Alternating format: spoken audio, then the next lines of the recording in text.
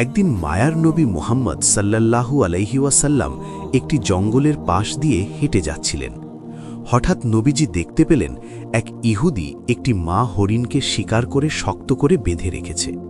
দয়ার নবীকে দেখা মাত্রই হরিণটি রোনাজারি শুরু করল এবং মানুষের ভাষায় বলে উঠল, ইয়া রাসূলাল্লাহ, ইয়া হাবিব আল্লাহ, আজ সকালে আমি আমার বাচ্চাদের বাসায় রেখে খাবারের সন্ধানে বের হয়েছিলাম। হরিণটি বলল, হে আল্লাহর নবী, ওই সময় এই ইহুদি আমার সামনে আসে এবং আমাকে বন্দী করে ফেলে। সকাল থেকে আমি এখানে বন্দী। ইয়া রাসূলাল্লাহ, আমার ছোট ছোট দুধের বাচ্চা আছে, তারা আজ সারাদিন কিছুই খায়নি। আমাকে না পেয়ে তারা হয়তো অস্থির হয়ে পড়েছে, পিপাসায় তাদের বুক ফেটে যাচ্ছে। হরিণটি আকুতি জানিয়ে বলল, ওগো আল্লাহর হাবিব, আমি শেষবারের মতো আমার সন্তানদের সাথে দেখা করতে চাই এবং তাদের দুধ খাওয়াতে চাই।